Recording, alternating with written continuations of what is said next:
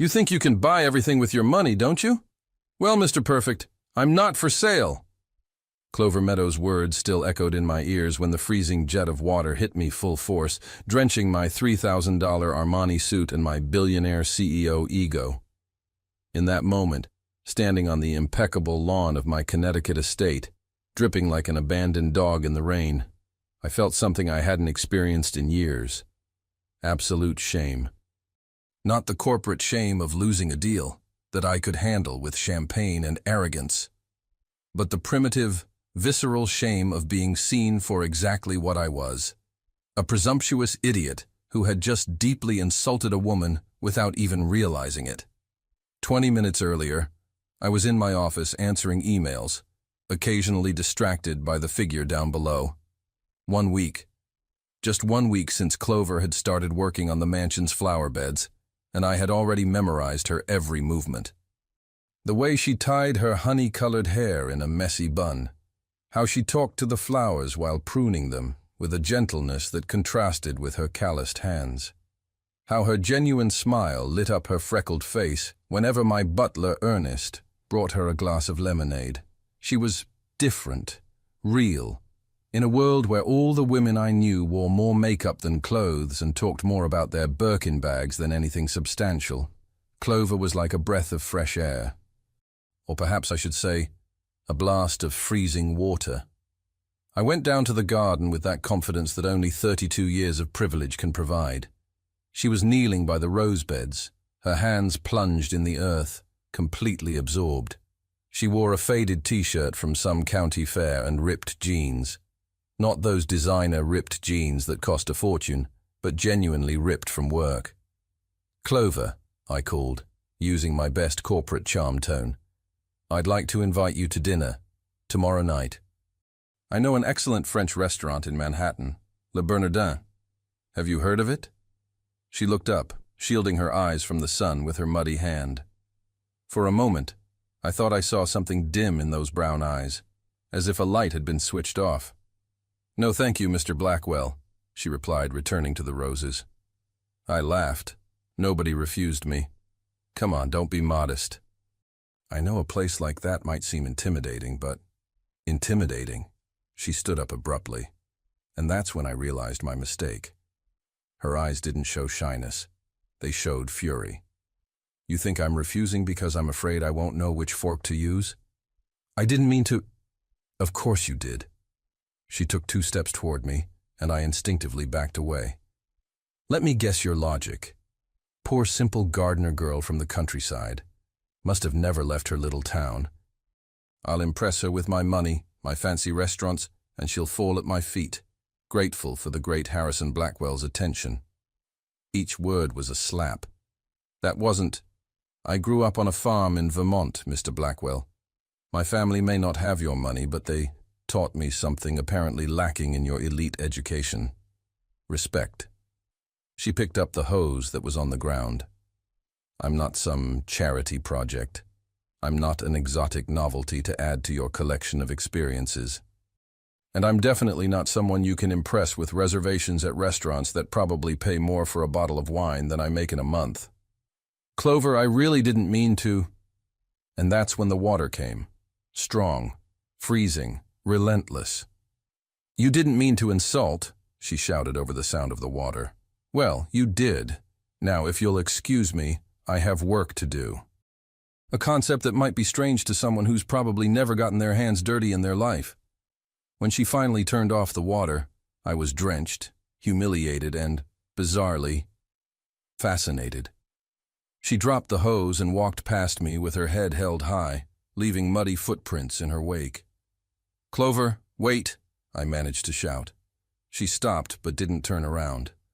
My name is Meadows, Miss Meadows to you. And I'd appreciate it if you kept our relationship strictly professional from now on. As I watched her walk away, something completely unexpected happened to me. Instead of anger or indignation, I felt admiration and an overwhelming desire to prove I was more than she thought. But how the hell would I do that soaking wet and humiliated in the middle of my own garden? I didn't sleep that night. Every time I closed my eyes, I saw that look on Clover's face.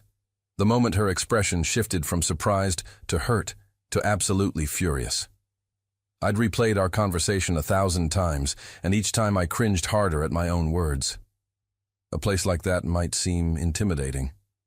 Jesus Christ, Harrison. Could you have been more condescending if you'd tried?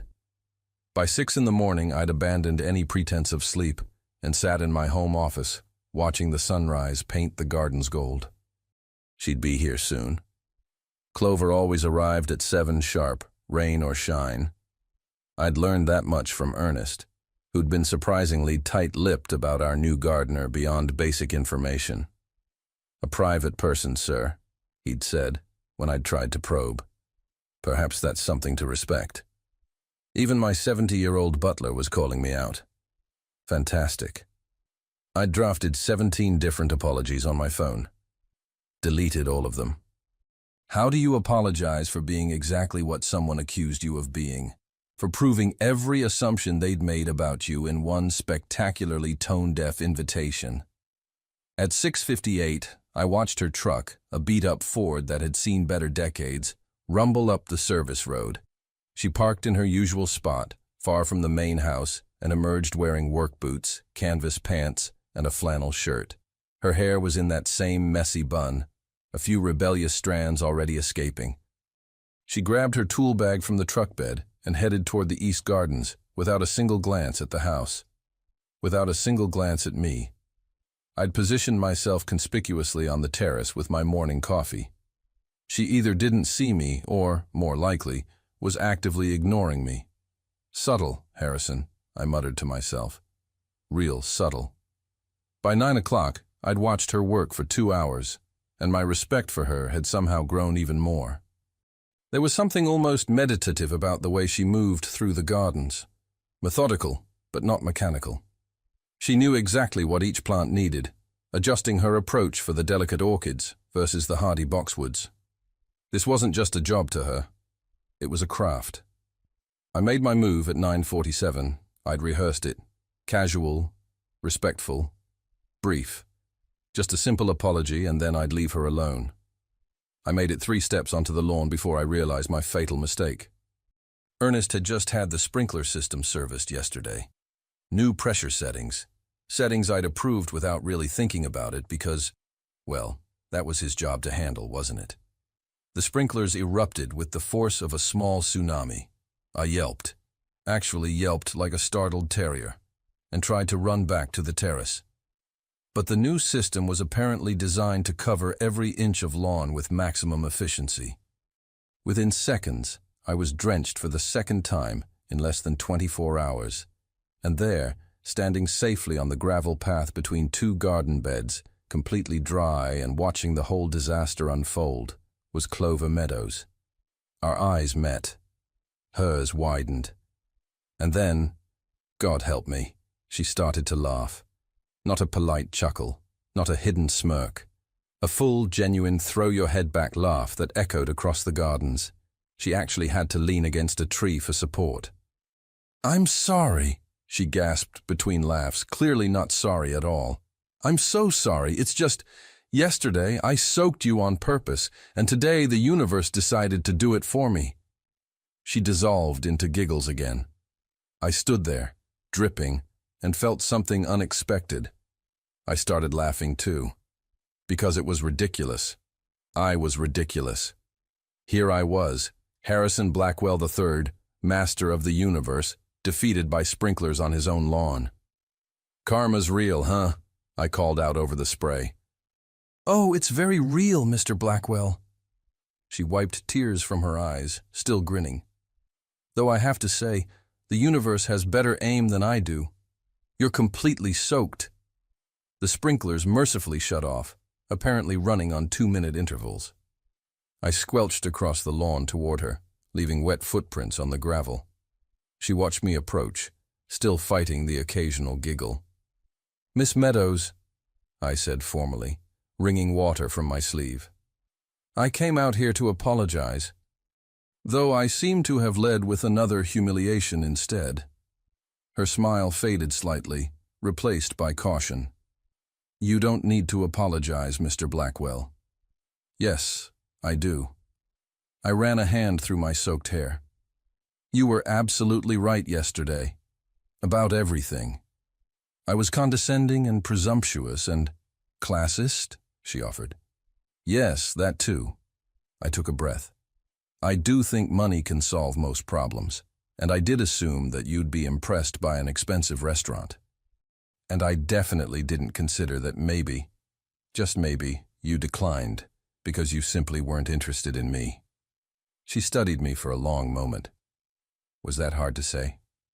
Harder than closing a $50 million acquisition.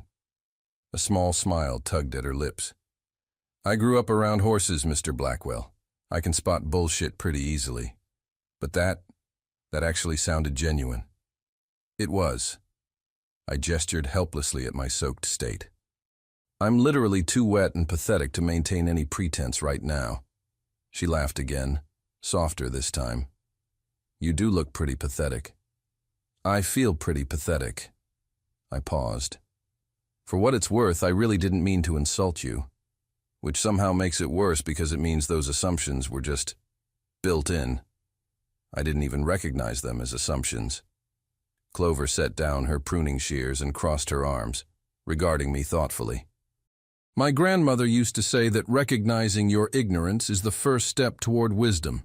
Most people never even get that far. Your grandmother sounds wise. She was. A shadow passed over her face. She passed last year, left me her garden tools and her philosophy on life. Treat the earth with respect because it doesn't care how much money you have. I'm sorry for your loss. And I was. I could hear the genuine grief in her voice. Thank you. She looked toward the roses she'd been tending. She's actually why I'm here, in Connecticut. I needed a fresh start after she died, and this job, well, it pays better than anything in Vermont, and your estate manager actually cared more about my experience than my lack of formal credentials. Guilt twisted in my stomach. I'd never even looked at her resume. I didn't hire you. I mean, obviously you know that. George handles all the ground staff. Good thing too, she said dryly. Something tells me you would have checked whether I'd attended the right gardening schools. She wasn't entirely wrong. Probably, I admitted. Clover picked up her shears again. Your apology is accepted, Mr. Blackwell. Now, if you don't mind, these roses won't prune themselves, and you should probably change before you catch pneumonia. It was a dismissal, but a gentler one than yesterday. I started to walk away, then turned back. Miss Meadows? For what it's worth, I'd still like to take you to dinner sometime. Not Le Bernardin. Maybe, I don't know, wherever you'd actually want to go. If you ever wanted to. Which you probably don't. But the offer stands. She didn't look up from the roses. We'll see, Mr. Blackwell, we'll see. It wasn't a yes, but it wasn't another blast from the garden hose either. I'd call that progress. 3 days passed. 3 days of me pretending I wasn't watching Clover from my office window like some lovesick teenager.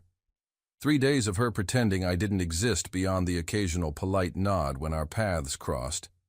3 days of Ernest giving me knowing looks that made me want to fire him. Except he'd been with my family since before I was born, and honestly, he was the only person who could make a decent cup of coffee. On Thursday morning, everything changed because of a rosebush. I was on a conference call with Tokyo, barely paying attention to the quarterly projections being droned at me, when I saw her. Clover was standing in front of the antique rose garden, my late mother's pride and joy, with her hands on her hips and her head tilted in that way that meant she was problem-solving. Then she crouched down, examining something, and even from the second floor I could see her shoulders slump. Something was wrong. Gentlemen, I need to call you back, I said, cutting off mid-presentation. But Mr. Blackwell, we haven't covered the third quarter. I hung up. My VP of Asian operations would be furious, but I was already out of my chair and heading for the door. By the time I reached the rose garden, Clover was sitting on the ground, surrounded by gardening books she must have pulled from her truck. She didn't notice me approaching, too focused on comparing something in the nearest rose bush to a diagram in one of the books. Miss Meadows? She jumped, nearly dropping the book. "Mr. Blackwell, I didn't—" She scrambled to stand, brushing dirt from her pants. "I was just— What's wrong?" I looked at the roses. They looked fine to me, but what did I know? I could negotiate international mergers, but couldn't tell a rose from a tulip. Her jaw tightened. "I found rose-rosette disease in 3 of your mother's hybrid teas, the Aurora Borealis specifically." She pointed to a bush that looked perfectly healthy to my untrained eye. "See those weird, thick stems with excessive thorns? And the distorted leaves with that reddish discoloration?" I looked closer. Now that she pointed it out, I could see something was off. "Is it serious?" "It's fatal and contagious." She closed the book with more force than necessary. I should have caught it sooner. "I'm so sorry, Mr. Blackwell. I know these roses meant something to your mother. George mentioned she planted them herself." The catch in her voice surprised me. "You're upset about my mother's roses?" "Of course I'm upset." She threw her hands up. "These are 30-year-old hybrid teas. Aurora Borealis isn't even commercially available anymore. Your mother must have been an incredible gardener to keep them thriving this long, and I—" Her voice cracked. "I've been here 3 weeks and already failed to protect them." Something in my chest tightened. Here was this woman, nearly in tears over plants that most people wouldn't give a second thought to, feeling personally responsible for a disease she didn't cause. "Hey," I said softly. And maybe it was the gentleness in my tone, but she looked up at me with those brown eyes shining with unshed tears. "This isn't your fault. I should have checked more carefully. Clover." The use of her first name made her pause. "You've been here 3 weeks. These roses have been here for 3 decades. If anyone's at fault, it's me for not maintaining proper care, or George for not inspecting them regularly, or, hell, the universe for creating rose diseases in the first place." I gestured at the books. "The fact that you even know what this is, that you care enough to be sitting in the dirt researching it, says everything about why George hired you." She wiped her eyes quickly. "I still hate giving you bad news." "What's the bad news?" "I have to destroy the infected bushes, all 3, and any that were in direct contact with them." She took a shaky breath. "Your mother's Aurora Borealis section will be gone." I looked at the roses, really looked at them for the first time in years. My mother had spent hours here, pruning and feeding and talking to them like old friends. After she died 5 years ago, I'd paid professionals to maintain them, but I'd never actually cared. They were just plants. Beautiful, expensive plants that were supposed to stay beautiful because I paid people to make them stay that way. "Do what you need to do," I said. Clover blinked. "Just like that? You're not going to ask for a second opinion, or, 'You're the expert, I trust your judgment.'" The words came out before I'd fully thought them through, but I realized they were true. "What can we replace them with?" "Replace them?" She looked stunned. "Mr. Blackwell, you can't replace Aurora Borealis. They're extinct in commercial cultivation." "Then what would you plant? If this was your garden, what would go here?" She stared at me like I'd grown a second head. "This is your estate. And you're the one who actually cares about it." I sat down on the grass beside her, ignoring my Brioni slacks. "Tell me what you'd do." For a long moment, she just looked at me. Then slowly, she opened one of her books. "Well, if it were me, I'd want something hardy but beautiful, disease-resistant. Maybe David Austin roses. They have that old garden rose look, but modern disease resistance." Her finger traced along the page. "Golden Celebration would be stunning here. Or maybe the Generous Gardener with its soft pink blooms."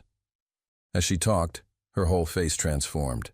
The worry lines smoothed out, replaced by genuine enthusiasm. She showed me pictures, explained growth patterns, talked about fragrance and color combinations. I found myself leaning closer, not really understanding half the botanical terms, but completely captivated by her passion. "I'm boring you," she said suddenly, snapping the book shut. "No," I said, and meant it. Keep going. What else? Really? Really? I've never actually learned about these gardens. I just paid people to make them pretty. I picked up one of her books. Teach me. What should I know? Clover studied me, clearly trying to determine if I was serious. Whatever she saw in my face must have convinced her, because she opened the book again. For the next hour, I got a crash course in rose cultivation from a woman who loved plants the way I loved. Well, I'd never loved anything the way Clover loved those gardens. She showed me how to identify disease, how to properly prune, the difference between grafted and own-root roses. Her hands moved as she talked, smudged with dirt, completely unself-conscious. "You're a natural teacher," I said when she finally paused for breath. She flushed. "My grandmother taught me everything. I'm just passing it on." "Well, she taught you well." I stood, offering her my hand. She hesitated only a moment before taking it. Her palm was calloused and warm, and I held on perhaps a moment longer than necessary. "Thank you, for caring about my mother's garden, for caring about all of this." "It's my job," she said, but softer than before. "It's more than that." I released her hand reluctantly. "I can tell." She gathered her books, not meeting my eyes. "I should get started on removing those infected bushes before it spreads further." "Clover?" She paused. "Would you have lunch with me? Here, on the grounds. Nothing fancy. Just, I'd like to hear more about what you do with the gardens, if you have time." She bit her lip, considering. "Just lunch? About the gardens?" "Just lunch. About the gardens. Scout's honor." "You were never a scout," she said, but there was the hint of a smile. "How do you know?" "Because scouts learn useful skills like identifying plants and building things. You just admitted you can't tell a rose from a tulip." I laughed. "Fair point. So, lunch?" She shouldered her bag of books. "Noon, East Terrace. And Mr. Blackwell? Don't you dare order catering from some expensive restaurant." "What should I order then?" "Sandwiches, chips, and lemonade, like normal people eat." As she walked away, I realized I was grinning like an idiot. Ernest found me still standing there 5 minutes later. "Lunch for two, sir?" "Sandwiches, chips, and lemonade," I said. "The good kind, from that deli on Main Street." "The local deli, sir? Not the imported?" "Ernest, I'm having lunch with a woman who just spent an hour teaching me about roses. I think I can manage a deli sandwich." His smile was insufferably knowing. "Very good, sir. Progress indeed." The sandwiches arrived at 11:47. I'd changed clothes 3 times, settling finally on jeans and a casual button-down that Ernest assured me looked approachably human, and was now rearranging the terrace furniture for the 4th time when Clover appeared. She'd cleaned up. Her work clothes were gone, replaced by a simple sundress the color of cornflowers, her hair loose around her shoulders. She'd even put on a touch of makeup, though she definitely didn't need it. "You changed," I blurted out like an idiot. "So did you." She eyed my jeans with amusement. "I didn't know you owned denim." "I own lots of denim." I paused. "Okay, I own these jeans. That Ernest bought me. Yesterday." She laughed, and just like that, the nervous tension in my shoulders eased. "Well, they look good. Very normal person." That's exactly what I was going for. We sat down, and I unveiled Ernest's delivery. Turkey and Swiss, ham and cheddar, chips, homemade lemonade, and, because Ernest apparently thought I needed help, fresh strawberry shortcake. "This looks amazing," Clover said, reaching for a sandwich. "Way better than Le Bernardin." "You've never been to Le Bernardin," I pointed out. "Exactly. So I can confidently say this is better." She took a bite and made a sound that should probably be illegal. "Oh my God, is this from Betty's Deli?" "You know it?" "Know it. I go there every Saturday morning. Best sandwiches in Connecticut." She looked at me with newfound appreciation. "You actually listened when I said local." "I'm trying," I said honestly. "To be less of an out-of-touch billionaire, I mean." "How's that going?" Well, I'm eating deli sandwiches on my terrace with a woman who soaked me with a garden hose last week, so… Progress? She grinned. Definite progress. For the next 30 minutes, we talked. Really talked. She told me about growing up on her family's farm in Vermont, about summer mornings picking vegetables before dawn, about her grandmother teaching her that every plant had a personality if you paid attention. I told her about boarding schools and summer camps, about parents who loved me but were never actually around, about my mother's rose garden being one of the few places I remembered her being truly happy.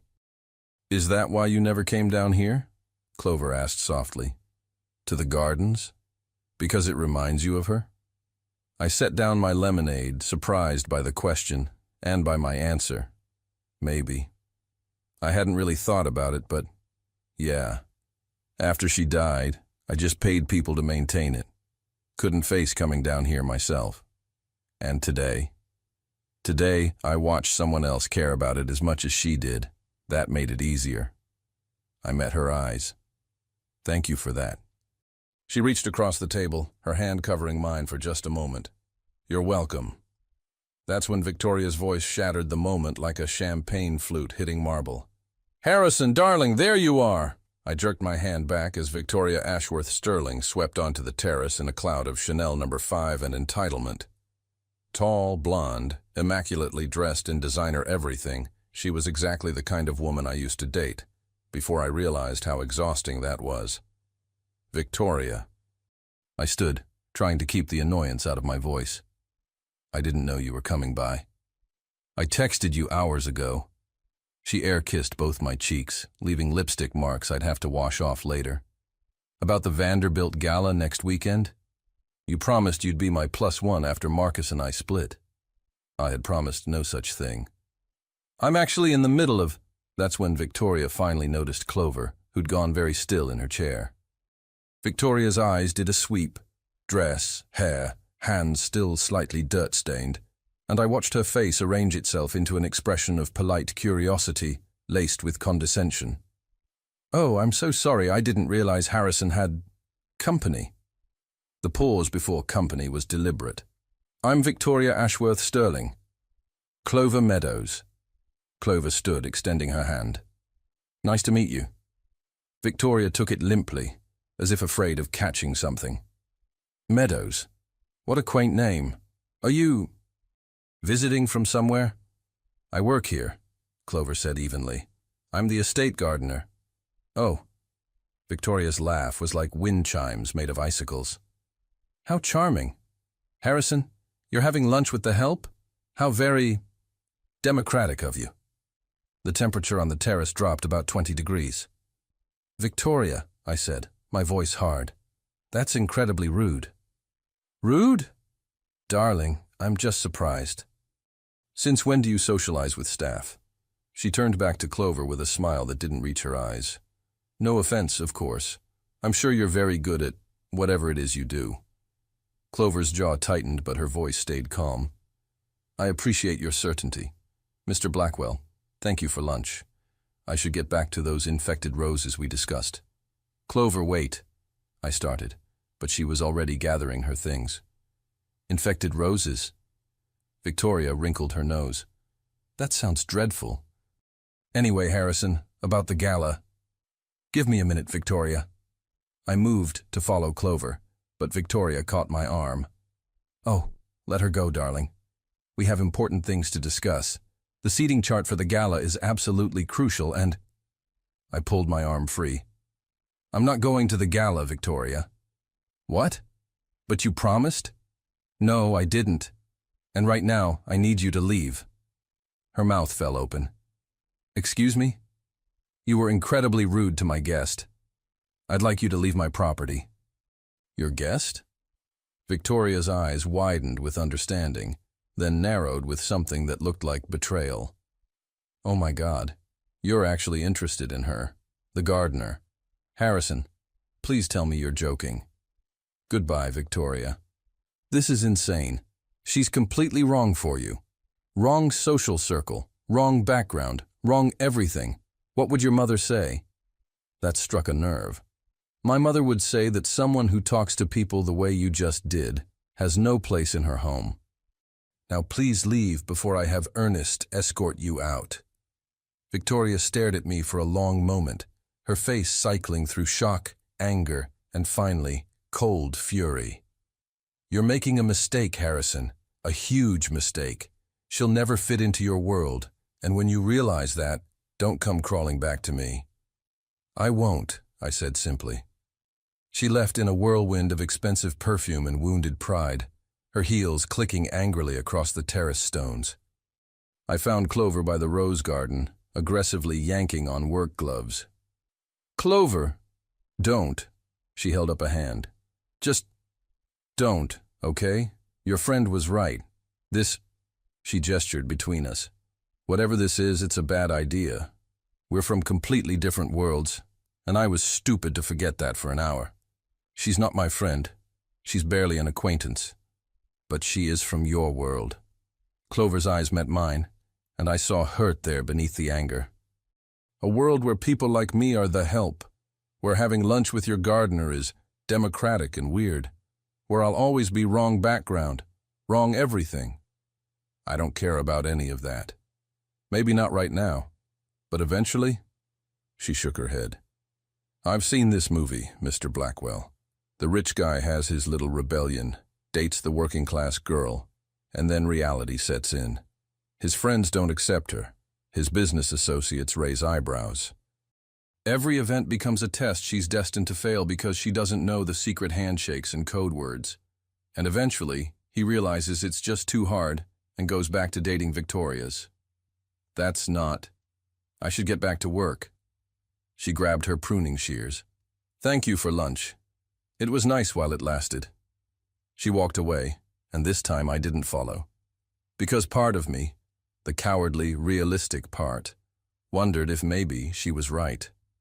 But the other part, the part that had just defended her to Victoria without hesitation, the part that couldn't stop thinking about her laugh and her passion for roses and the way her eyes lit up when she talked about her grandmother, that part wasn't ready to give up just yet. For 2 days, Clover treated me like a stranger. Polite nods. "Yes, Mr. Blackwell," and "No, Mr. Blackwell." She arrived at 7, worked until 4, and left without a single personal word. It was driving me insane. On Saturday morning, I did something I hadn't done since I was 12 years old. I set an alarm for 5:30 a.m. By 6:45, I was standing in the rose garden wearing old jeans I'd found in the back of my closet, work boots I'd ordered overnight, and a determination that probably looked ridiculous. When Clover's truck rumbled up at 7, I was already elbow-deep in dirt, digging out the first infected rosebush. She stopped dead when she saw me. "What are you doing?" she asked, her voice carefully neutral. "Removing the infected aurora borealis, like you said needed to be done." I wiped sweat from my forehead, probably smearing dirt across it. "Am I doing this right? I watched 3 YouTube videos, but they all said slightly different things about root depth." She stood there, tool bag in hand, staring at me like I'd sprouted wings. "You're digging out roses at 7 in the morning in Brunello Cucinelli boots." I looked down at my feet. "These are work boots. Those are $700 work boots. I Googled them last week when Ernest wore a pair." She dropped her bag. "Mr. Blackwell, what are you trying to prove?" "That I'm not afraid of dirt, that I'm willing to learn, that I stabbed the shovel into the ground with more force than necessary. That Victoria was wrong about me. That you're wrong about me too, if you think I'm going to choose people like her over someone who actually gives a damn about things that matter. You barely know me. I know you cried over my mother's roses. I know you talk to plants like they're old friends.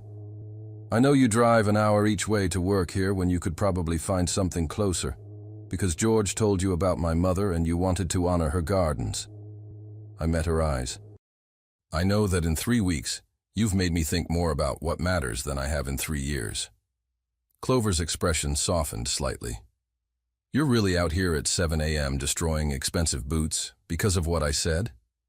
"Yes, and because I want to learn how to do this properly." I gestured at the half-excavated rose. "So, am I doing this right?" Or am I making it worse? She studied the hole I'd dug, then my dirt-covered hands, then my face. Something in her expression shifted. You're actually serious. Completely serious. Teach me. For a long moment she didn't move. Then she sighed, set down her bag, and pulled on her work gloves. First of all, you're digging too close to the stem. You'll damage the root ball of the neighboring plants. She knelt beside me. Here, let me show you. For the next 3 hours we worked side by side. Clover taught me how to identify the root spread, how to dig at the proper angle, how to support the neighboring plants so they wouldn't collapse into the space we were creating. My hands blistered, my back ached. I'd never been so dirty or so physically exhausted in my entire life. I'd also never felt more accomplished. You're a terrible gardener, Clover said around noon, but she was smiling. Absolutely terrible. I know. I flexed my sore fingers, but I'm trying. You are. She handed me her water bottle. We'd shared it all morning without thinking about it. Why though? Really? You could pay 100 people to do this. I took a drink, considering my answer. My whole life people have done things for me, made my food, cleaned my house, managed my affairs. I've never actually built anything, created anything. Even my company, I inherited it and just made it bigger. But this, I gestured at the gardens. This is real, tangible. And you care about it so much that it made me realize I don't really care about anything the way you care about these plants.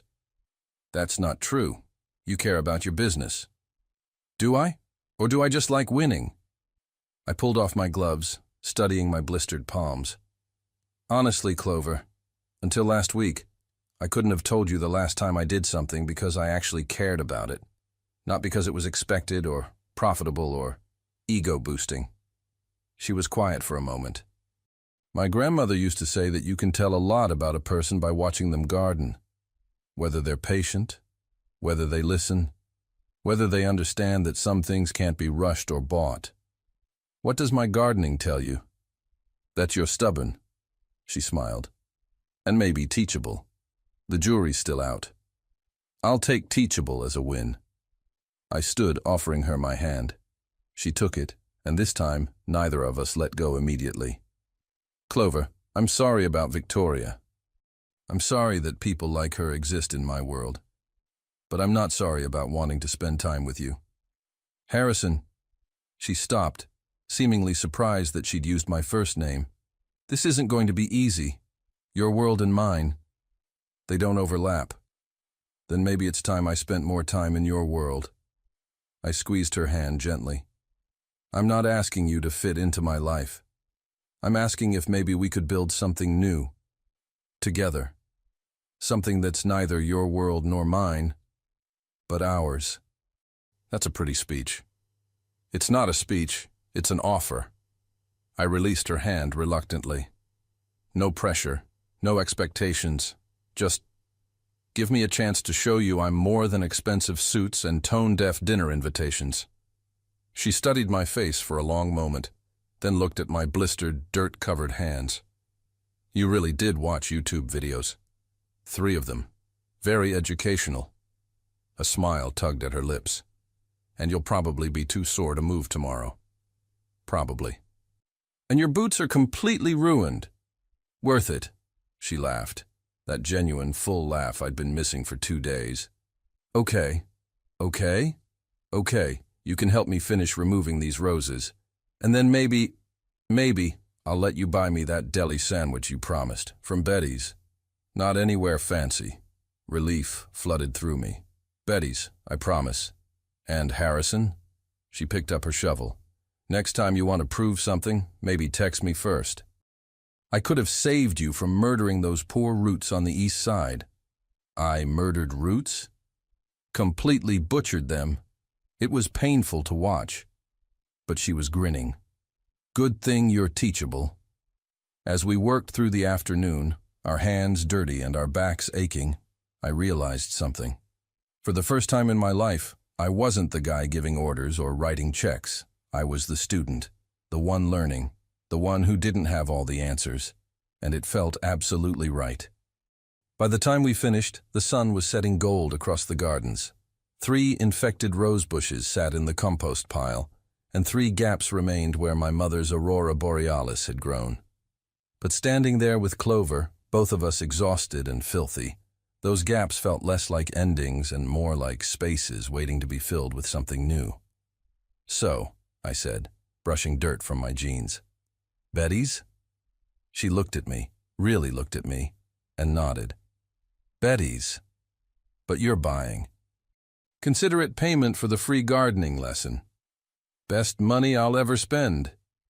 As we walked toward her truck, she'd insisted on driving since my car was too clean for people this dirty. Ernest appeared on the terrace. He took one look at us and smiled that insufferable, knowing smile. "Good day's work, sir?" "The best, Ernest. The absolute best." Betty's Deli was nothing like the restaurants I usually frequented. No valet parking, no sommelier, no reservation list that required knowing someone who knew someone. Just a small storefront with checkered curtains, a bell that jingled when you opened the door, and the overwhelming smell of fresh bread and coffee. It was perfect. "Clover." A woman in her 60s with flour-dusted hands and a warm smile appeared from behind the counter. "Your usual, honey. And who's this handsome?" She stopped mid-sentence, her eyes widening. "Oh, my Lord." "You're Harrison Blackwell." I felt Clover tense beside me. "Betty, this is—" "I know who he is.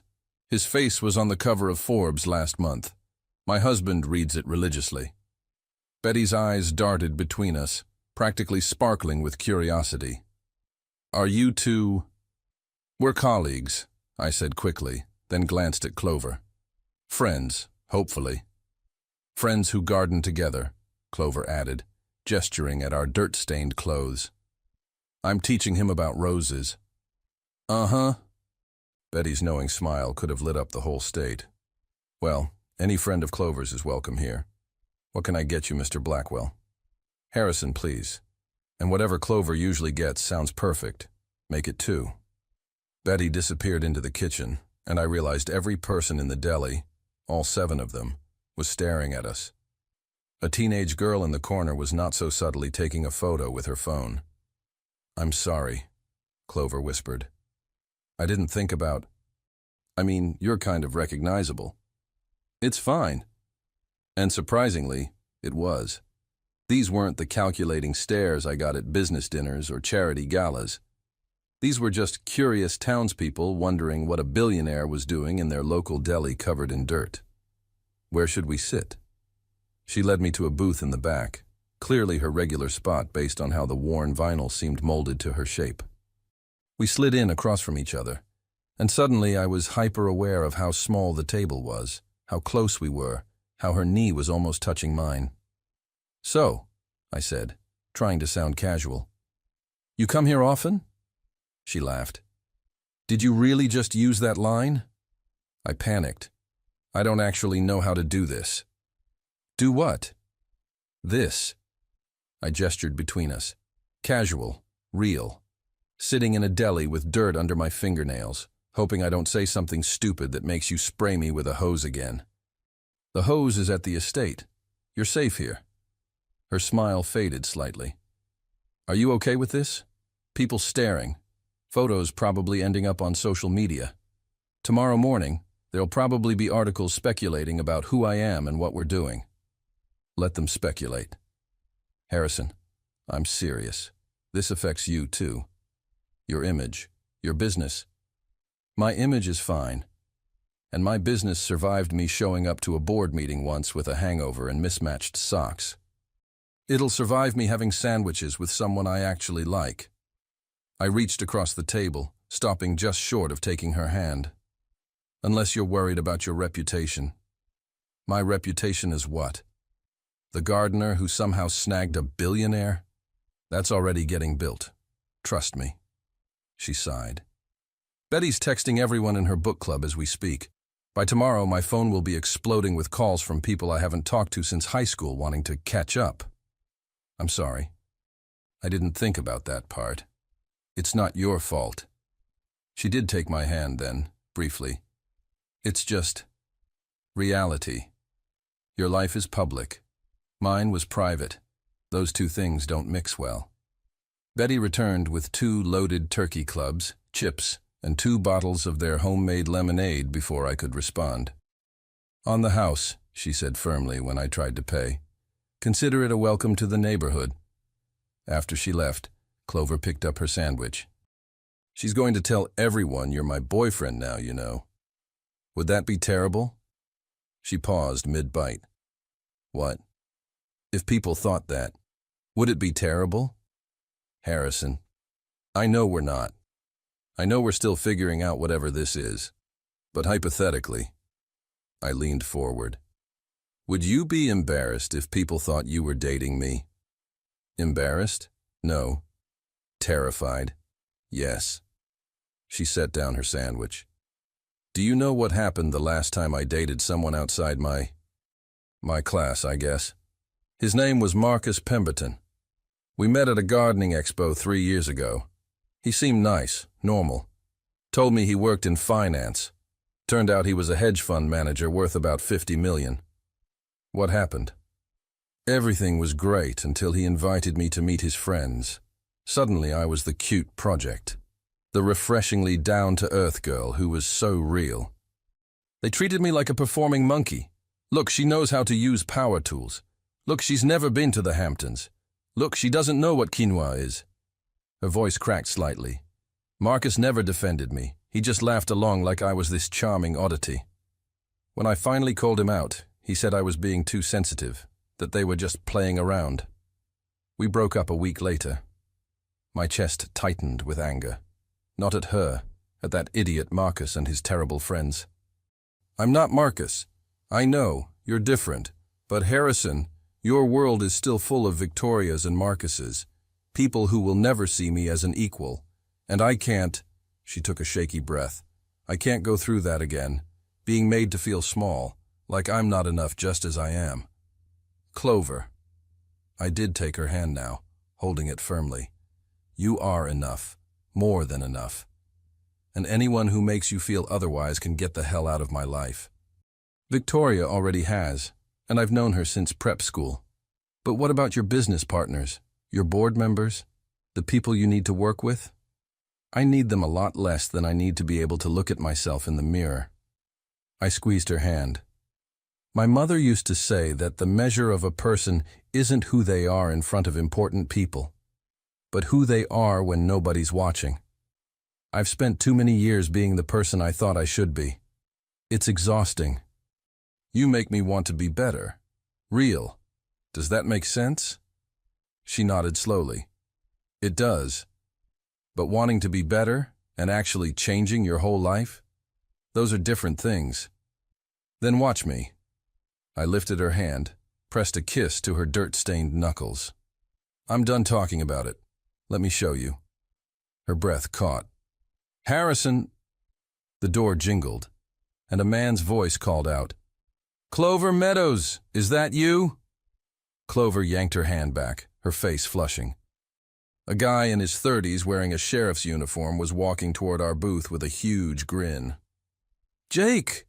Clover stood, and the sheriff pulled her into a hug that lasted about 3 seconds too long for my comfort. "I didn't know you were back in town. Got transferred here last month. Small world, right?" He finally noticed me, his expression shifting to recognition. "Holy hell. Harrison Blackwell?" "That's me." I stood, offering my hand. "Friend of Clover's. Jake Morrison." "Old friend of Clover's." He shook my hand while his eyes asked a dozen questions. "We grew up together back in Vermont. Moved here around the same time, actually." "Funny how that happens," I said neutrally. The tension was thick enough to cut with a knife. Jake looked between us, clearly picking up on something. "Well, I should let you two finish your meal. Clover, we should catch up sometime. Coffee?" "Sure," Clover said. "Text me." After he left, she sat back down, not meeting my eyes. "Jake and I dated in high school." I figured. Nothing serious. We were kids. "Right." She looked up. "Are you jealous?" I considered lying, then remembered my whole speech about being real. Yes, absolutely. Irrationally so, considering we're not even officially anything. A smile tugged at her lips. Good. Good? It means you care, really care. Not just because I'm different or interesting or a project. She reached for my hand this time. It means maybe this thing between us is just as terrifying for you as it is for me. Completely terrifying, I admitted. I have no idea what I'm doing. That makes two of us. She squeezed my hand. But maybe we can figure it out together. I'd like that. Even if it's messy and complicated and your friends hate me. Especially then. I grinned.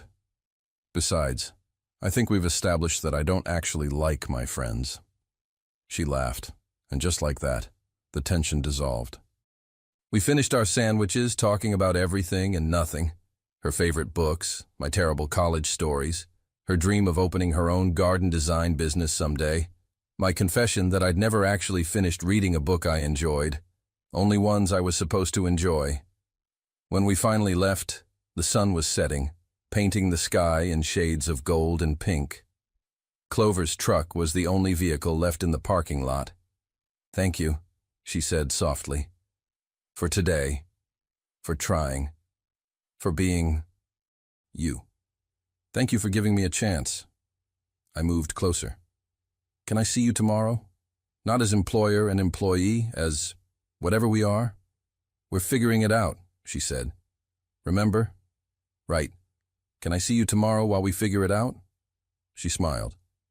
Yes, you can. And when she drove away, I stood there grinning like an idiot, covered in dirt, completely happy. For 3 weeks, we existed in our own perfect bubble. Harrison helped me in the gardens every morning before his meetings. We had lunch together, sometimes at Betty's, sometimes on the estate grounds. He learned the difference between hybrid teas and floribundas. I learned that he actually had a terrible sense of humor hidden under all that CEO composure. It was perfect, until it wasn't. The Singapore deal is back on, Harrison said one morning, his phone pressed to his ear while he half-heartedly pruned a hydrangea. Thursday? That's problematic. His eyes met mine apologetically. Let me call you back, David. Singapore deal? I asked, trying to keep my voice neutral. Massive acquisition. Been in the works for 8 months. They're finally ready to sign, but the CEO will only meet this Thursday. He set down the pruning shears. In Singapore. Thursday. My stomach dropped. This Thursday? As in 3 days from now? I know. Terrible timing. He reached for my hand. I'll be back by Saturday, Sunday, at the latest. Harrison. I pulled my hand back gently. Thursday is my grandmother's memorial, the 1-year anniversary. I told you about it 2 weeks ago. His face went pale. Oh, God. Clover, I completely forgot. I'm so sorry. You forgot. The words tasted bitter. You forgot the most important day of my year. It's not like that. I've just been juggling so much with work and... He stopped, seeming to realize how that sounded. That came out wrong. Did it? Or did it come out exactly right? I stood, brushing dirt from my jeans. This is exactly what I was afraid of, Harrison. Your world is always going to take priority. Important meetings, crucial deals. My grandmother's memorial? That's just... What? A scheduling conflict? That's not fair. This deal represents 200 jobs, an entire company's future. I can't just choose me over your empire. I know. I felt tears building but refused to let them fall. I'm not asking you to. I'm just realizing that I was stupid to think things could be different. Clover, please. He grabbed my arm gently. Let me make some calls. Maybe I can move the meeting or send someone else or you could just go to Singapore. I met his eyes. Because that's what you're going to do anyway. We both know it. I don't know what to do. The helplessness in his voice was almost worse than if he'd just chosen the deal outright. This isn't just about money. It's about people's livelihoods. 200 employees who will lose their jobs if this deal falls through. The CEO specifically requested me. No one else can close this. And I'm just one person, just the gardener you've been dating for 3 weeks. I pulled away. I get it, Harrison. I really do.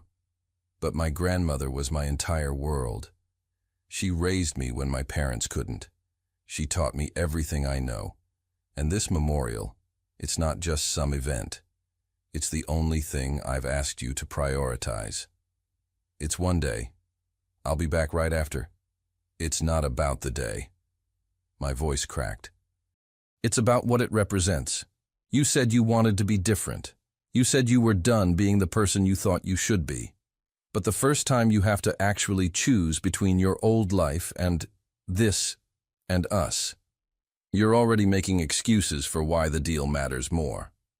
That's not what I'm doing, isn't it? I grabbed my tool bag. You know what? Go to Singapore. Close your deal. Save those 200 jobs. I mean it. I'm not being sarcastic. Those people matter. But I need you to understand something. I can't be with someone who only fits me in when it's convenient, who remembers me when there's nothing more important happening. You're important, but not important enough. I slung the bag over my shoulder. I'm going to take the rest of the day off, personal time. George can dock my pay if needed. Clover, wait. I didn't wait. I walked to my truck with tears streaming down my face, refusing to look back even though I could feel him standing there, watching me leave. By Wednesday night, I'd cried myself dry. Harrison had called 17 times, texted 43. I'd answered none of them. What was there to say? He was leaving for Singapore tomorrow morning. The facts spoke louder than any words. Betty had brought me casseroles and sympathy. Jake had offered to talk some sense into that billionaire. Ernest had shown up personally with flowers and a message. Mr. Blackwell wishes you to know he's miserable. Good. So was I. Thursday morning dawned gray and drizzling, appropriate weather for a memorial. I dressed in the simple black dress my grandmother would have hated. Too sad, darling. I want people celebrating, not mourning, and drove to the community garden in Vermont where we'd scattered her ashes last year. About 30 people showed up.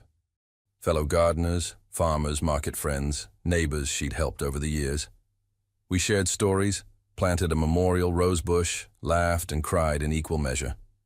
I kept checking my phone, hating myself for it. Harrison's plane had left at 6 a.m. He was probably over the Pacific by now, reviewing contracts and preparing presentations. Your grandmother would have liked him, you know. I turned to find Mrs. Chen, my grandmother's oldest friend, standing beside me. Who? That young man of yours. The one who's been calling Betty every day asking if you're okay.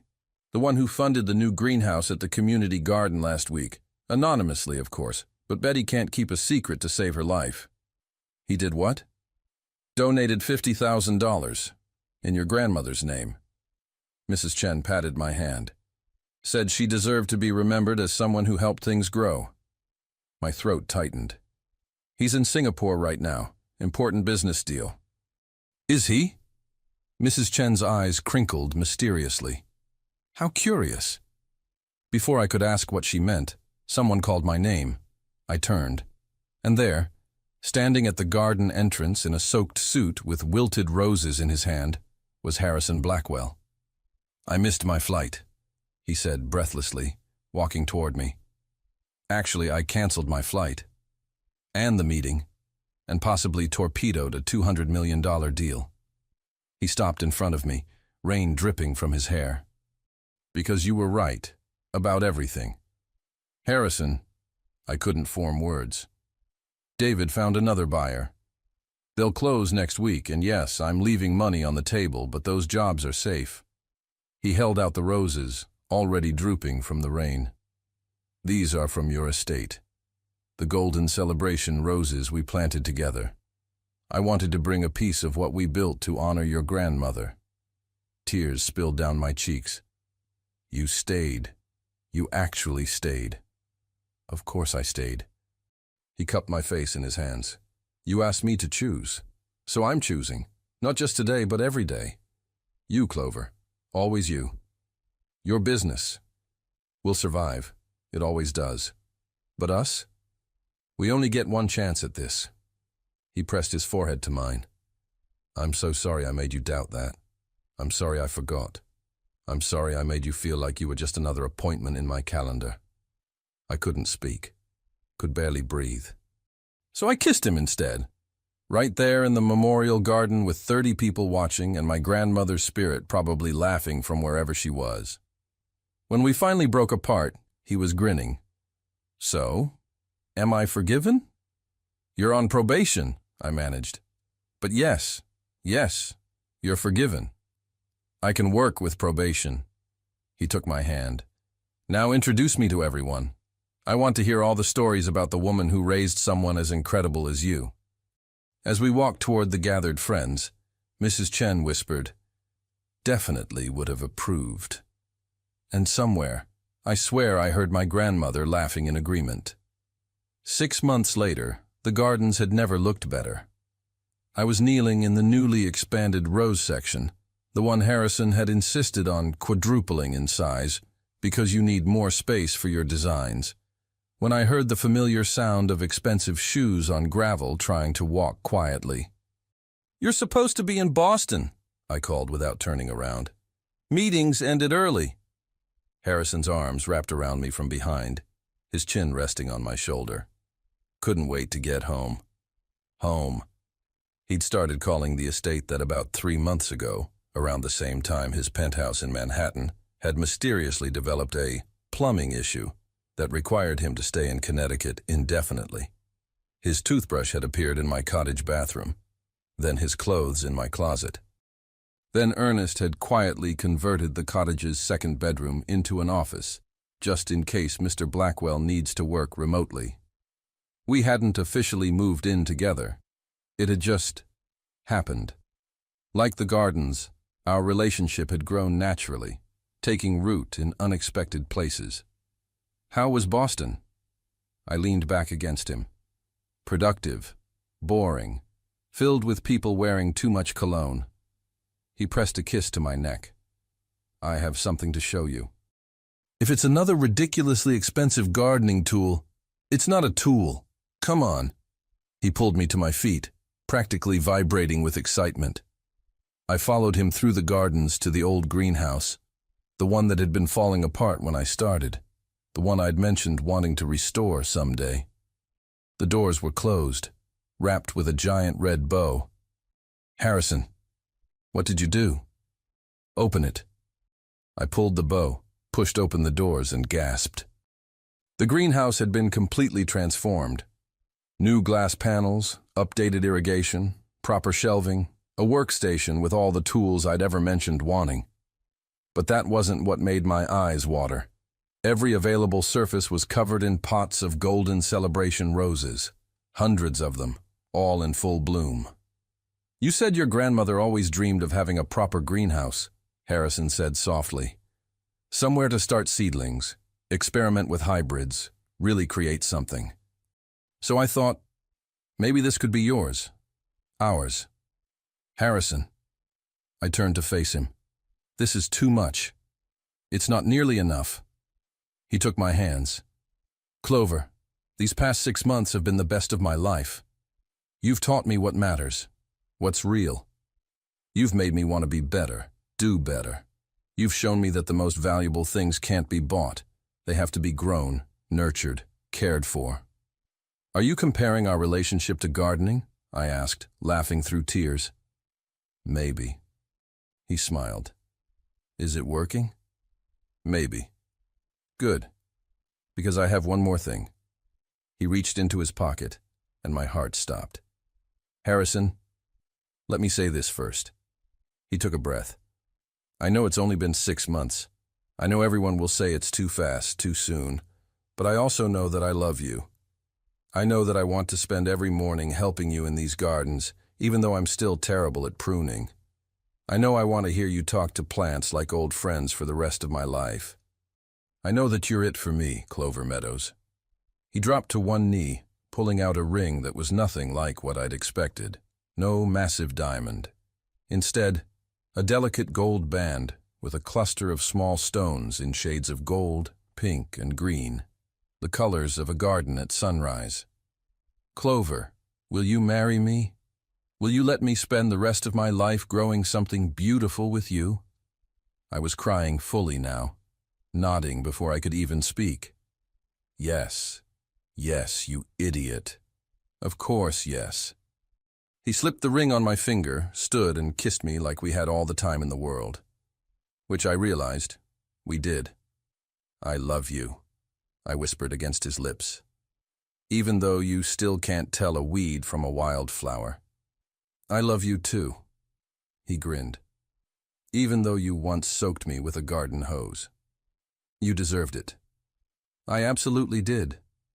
2 years later, I stood in that same greenhouse, now officially called Meadows Garden Design Studio, reviewing plans for our latest project. My business had taken off faster than I dreamed possible. Turned out, being married to Harrison Blackwell came with some networking advantages, though I'd insisted on earning every client through my work, not his connections. He'd kept that promise too. Most people didn't even know we were married until they saw me at one of his events, usually looking uncomfortable in formal wear and counting down the minutes until I could get back to my gardens. Mrs. Blackwell? Ernest appeared in the greenhouse doorway. You have a visitor. Victoria Ashworth Sterling walked in, looking exactly as polished and perfect as I remembered. My shoulders tensed automatically. Relax, she said, holding up her hands. I come in peace. Actually, I come with a business proposition. I'm listening. My mother's estate needs a complete garden renovation. I've seen your work. That project you did for the Hendersons is stunning. I want to hire you, professionally. For a ridiculous amount of money because my mother is impossible to please and you're apparently the best. I studied her face, looking for the catch. Why me? Because you're genuinely talented and because... She sighed. I owe you an apology for how I treated you that day. I was threatened by you, which is a terrible excuse, but it's the truth. You represented everything I wasn't. Genuine, passionate, real. Harrison saw that. I was too blind and bitter to see it myself. Victoria, I'm not asking to be friends. I'm asking to hire you. But I did want to say I'm sorry, for what it's worth. I considered for a moment. Send me the project details, I'll take a look. Her smile was surprised and grateful. Thank you. And Clover? He's happy. Really happy. You're good for him. After she left, I found Harrison in his office, video calling with someone in Tokyo. Hold on, he said to the screen, then looked at me. Everything okay? Victoria just apologized to me and tried to hire me. His eyebrows shot up. Should I be concerned? No, it was actually nice. Growth. I perched on his desk. How's the Tokyo office? Good. They want me to visit next month. He paused. Unless that conflicts with anything? I have a consultation on the 15th, but otherwise I'm clear. Come with me. We could make it a trip. You've never seen the cherry blossoms. Are you asking me on a date, Mr. Blackwell? I'm asking my wife to see the world with me. He pulled me into his lap. To build a life that's ours, gardens in Connecticut, cherry blossoms in Tokyo, and everything in between. I kissed him. That sounds perfect. Outside the window, I could see the gardens we'd built together. The golden celebration roses thriving in their new beds. The memorial section for my grandmother, visited weekly by students from the local high school who'd won scholarships from the foundation we'd established in her name. The vegetable garden Harrison had insisted on planting himself and had actually managed to keep alive. My truck was still parked next to his Mercedes, though these days it had better shocks and a new paint job. Betty's Deli still had our regular booth where we had lunch every Saturday. Ernest still made his insufferable knowing comments, though now they came with genuine affection. And in my pocket, I carried soil from Vermont, from my grandmother's garden, mixed with soil from Connecticut. Two worlds blended together, growing something neither could have produced alone.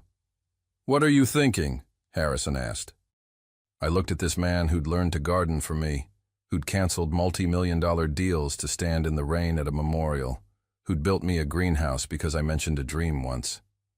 I'm thinking we built something beautiful, I said. We did. He squeezed my hand. And we're just getting started. Through the window, the first roses of spring were beginning to bloom. And in the distance, I could have sworn I heard my grandmother's laughter carried on the wind, approving of the garden we'd grown. The end.